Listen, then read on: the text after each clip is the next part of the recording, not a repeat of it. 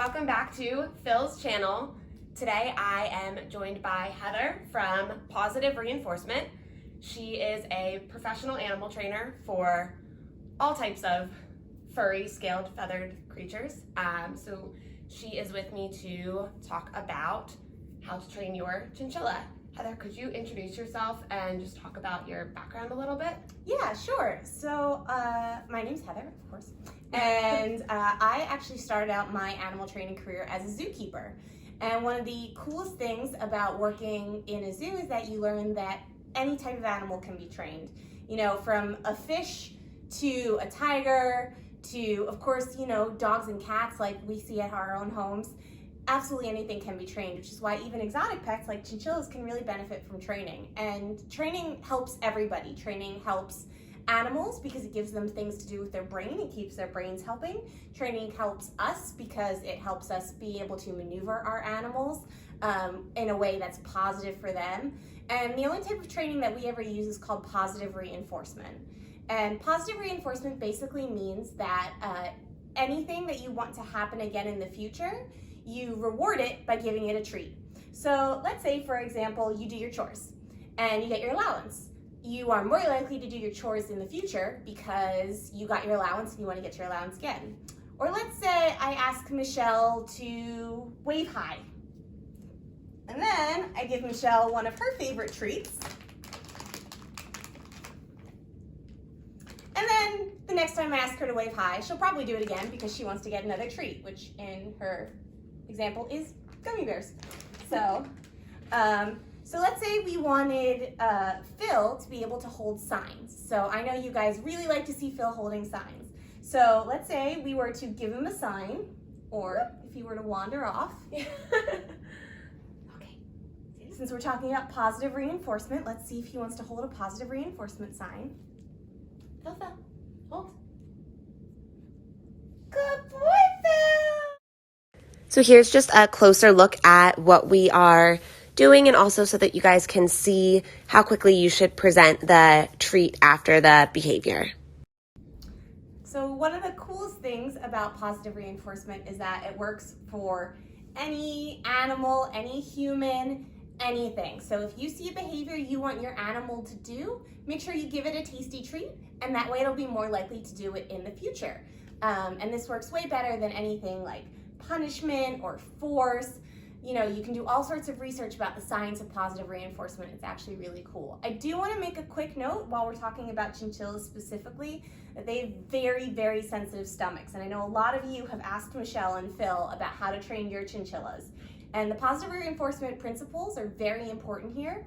But these guys, you know, when they're in the wild, they live in high mountaintops, basically only eating grass. So you have to be really, really careful about what treats you're going to give them. Personally, my recommendation is to train them with the pelleted diet you already give them, because that's something they can eat a bit of without, you know, having any harmful effects to them.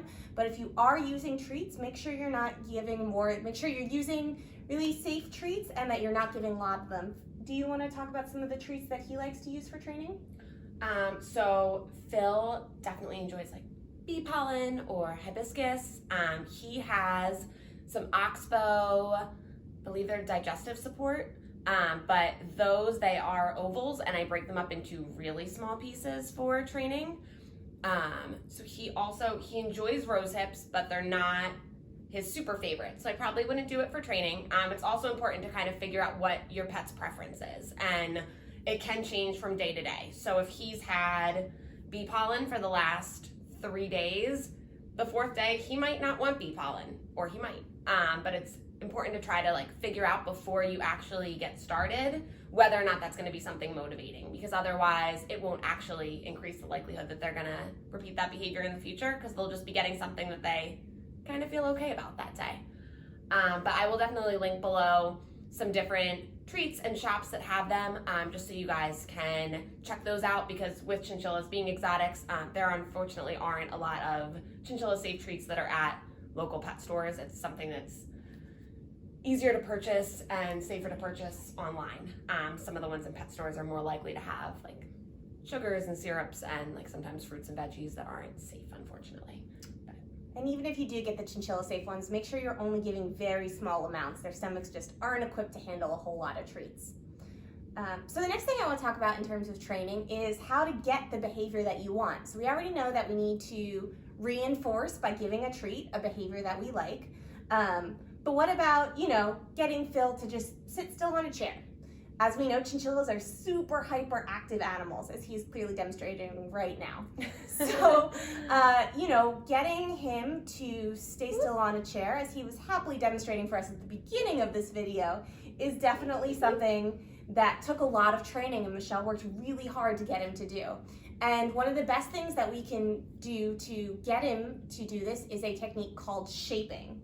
Do we have a little shaping card for him to hold? We do. So shaping means... Stand up.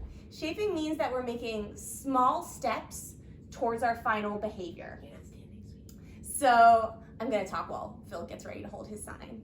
So shaping can mean a lot of different things. It means starting with something small and working your way up to something that you really, really want. Oh, look, he's got shaping. So let's say, for example, we just wanted to get your chinchilla to stand still long enough for you to take a very cute photo of him. What you would do is you would start by making a very small amount of time for your chinchilla to sit still, is what you would want. So probably because your chinchilla is new at this, you're just gonna have a half second of your chinchilla staying still, and then you're gonna give him a little treat and tell him what a good job he did.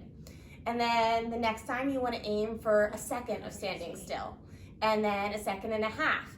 And at first you should keep your goals really, really gentle and expect to, if every day you're having a little training session, expect to only move about a half second per training session. Your first day, every time he can stay still for a half second, he gets a treat. Your second day, every time he can stay still for a second, and then work your way up until he can stay still for, a good 5 to 10 seconds. Honestly, Phil is really unique that he can stay still for longer, and it's part of because of how much Michelle worked with him as a baby and how strong their relationship is that he's able to do this for longer.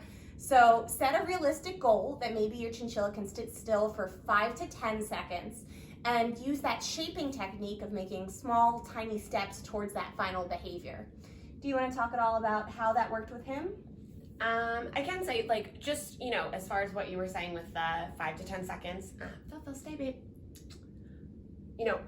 Phil doesn't have 100% days every day by any means. I mean, he's not moving around a ton right now, but he is definitely capable of staying a bit more still than he is right now. And there are times where when you see his pictures on Instagram or his videos on TikTok, they're actually in slow-mo because I maybe only got 3 seconds of good footage that day and I wanted to make a 6 or 8 second video. So I had to slow it down to slow-mo and sometimes duplicate the footage. Or sometimes in Instagram, I took a live photo and I actually went back through the lives and pulled out a split second that wasn't the one that the camera was capturing because that was the only photo that came out well. So, just like with people and they say social media, that is, definitely the same with Phil for sure, and probably other animals, so don't get discouraged. But yeah, for Phil, one thing that I used often and still use is behavioral momentum. So he might not be doing so great one day with holding a card. I mean, it makes sense. It's a pretty easy task for him, but at the same time, he does it quite often because he's a good little boy. So some days he's just not feeling it. So think about if you are at work and you're kind of cutting corners, you might, people don't feel it every day. So if that is happening, then I will try something that is easier for him in succession so that I can provide him with that reinforcement and then quickly present the card. So if he weren't, then I would, possibly say Phil, stand, oh, good boy standing, give him a treat, Philly, kiss, have him kiss me, give him a treat, and then quickly say hold, and he's gonna be more likely 80 to 90% of the time to hold in that scenario because he just got that positive reinforcement 2 times quickly in succession. So after I watched the footage back, I realized that this video got to be really long, so I'm actually going to split it into 2 parts. So please stay tuned for part 2. Please check the description box. Heather's information will be down below. She is absolutely fantastic if you are looking for a trainer. and please consider subscribing. Thank you so much. Love you guys. Bye.